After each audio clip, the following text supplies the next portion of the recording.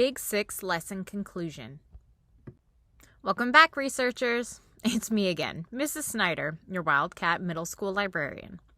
To review, our purpose or goals for this lesson are to explain the importance of utilizing the Big 6 research model to solve an information problem, to identify and define the steps of the Big 6 research model, and to later on be able to utilize the Big 6 model while conducting research.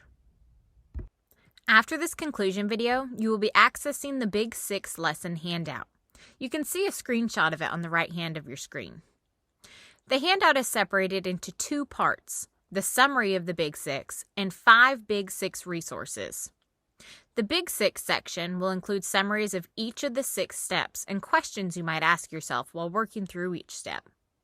The 5 Big 6 resources are additional educational tools to add in your understanding of the Big 6 process.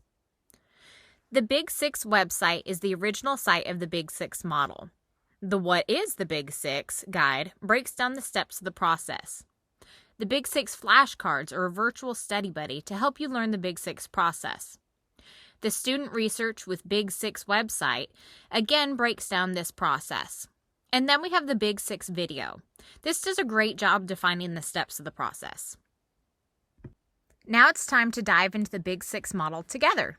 The Big 6 Step 1 is task definition. This is the stage of the process that I consider the real thinking and brainstorming part of the model. In this step, you need to understand that there's a need for information to solve problems. This is also where you may identify a specific problem and assess the need of information. If you have a specific assignment, like you will later tomorrow, this is when you'll want to have a full understanding of what is being asked of you.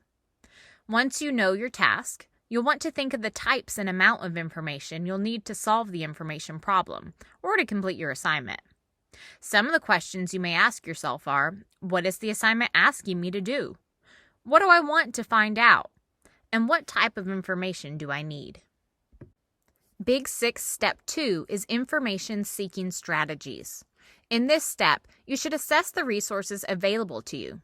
Think about the resources available through our school library, the databases on our library website through TextQuest, and maybe newspapers from home. You should identify the best resources for each type of information you need. The questions you may ask yourself in this stage are, how will I determine if a resource is credible? And do I have a plan for how to utilize each resource type? Big 6 Step 3 is location and access. For this step, you'll do exactly what it says. You will locate and access the resources you want to use. All good research should come from a variety of resources, so be sure to check the different types of sources available to you. You should also physically or virtually access those resources at this time. Questions you may ask yourself: do I know how to access all the resources? Or will my resources provide various points of view? As always, the librarian is here to help you, and that librarian is me, Miss Snider. Big 6 Step 4 is use of information. In this stage, you'll put on your researcher hat and interact with the resources. This stage will look like you're reading text, watching interviews, or listening to lectures. As you explore, you should take note of any useful information and also list some proper citations to give credit to those who need it. The questions you may ask yourself are, do I have a thorough understanding of the information? If not, you should probably go back and read. Or, have I gathered all the information I can use from this resource? Big 6 Step 5 is synthesis.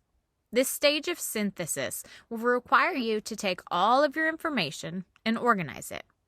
You may choose to organize your findings in perhaps a slideshow format, an infographic, or a regular written document.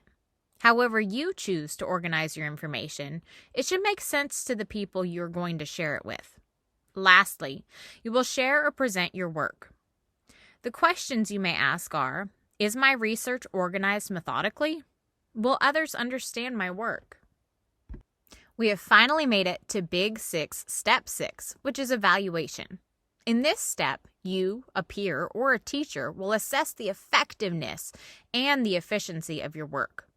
The evaluator should also determine if your work solves the information problem, or in this case, meets the task required by the assignment. Questions you might ask are, do the results solve the information problem? Were the resources used effectively? And did I work efficiently during the process? This concludes the Big 6 lesson conclusion video. Yay, you made it!